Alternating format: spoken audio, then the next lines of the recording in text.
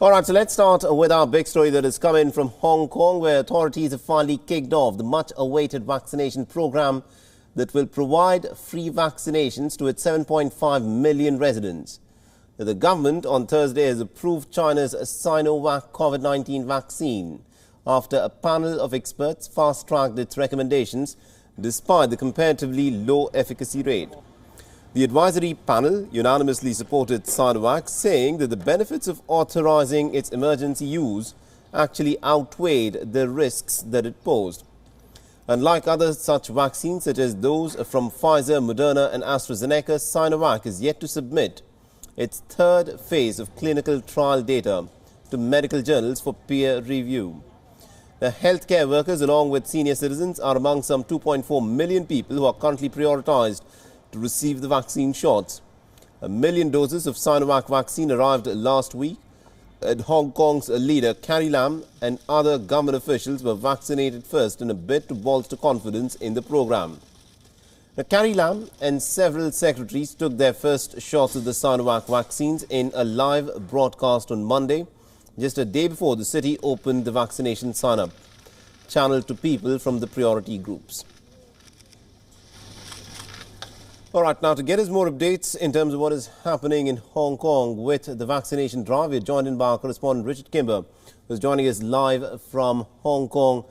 Thank you, Richard, for joining us on this broadcast on WION. So bring us up to speed with what is happening with the vaccination drive that kick-started this morning in Hong Kong.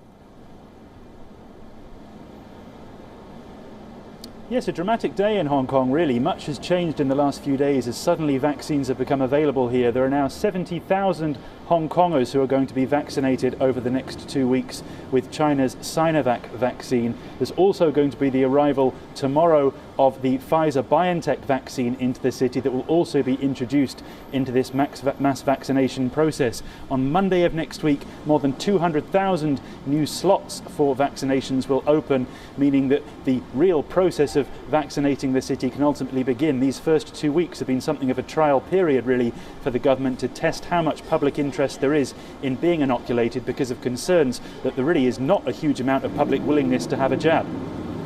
Now, at this point of time, it is being said that Sinovac vaccine, it has not yet put out the third stage trial data for peer review. So how comfortable are people in Hong Kong to get this jab? Well, certainly all the public surveys have suggested not very comfortable is the answer to that. There have been numerous surveys taken by universities here suggesting that less than a third of people are willing to take the Chinese Sinovac vaccine. As you mentioned, it has not yet released its final stage trial data, and it has also not significantly been approved by the World Health Organization. The Hong Kong authorities have been somewhat impatient with Sinovac for this and have been pushing Sinovac to release more data so that their own health officials here in Hong Kong can analyze it themselves. They've gone ahead and done that, and they've been insisting to the public that this vaccine is safe and that it fulfills all the criteria that the World Health Organization asks for. But inevitably there's been a lot of concern from the public that even if that might be the case from the Hong Kong government's point of view, if the WHO has not approved it, they're not ready to have it put into their arms. So there's been some concerns that not enough people would be interested in being vaccinated until there's more vaccines available here. In fact, the 70,000, as I mentioned, slots that were made available this week have all been booked up very, very quickly, and the government, being very positive and optimistic about this, is expecting that the next 200,000 made available on Monday will also be booked up quickly, despite any public concern that may exist. They say that actually there's enough people in Hong Kong who are just desperate to get back to normal, and ultimately really probably trying to get back to being able to travel, especially over the border to China, that they're really ready to be vaccinated because they think it's for their own good and for the public good too. All right, we'll have to leave it there. Thank you very much indeed, Richard Kimber, for joining us and getting us all those updates there.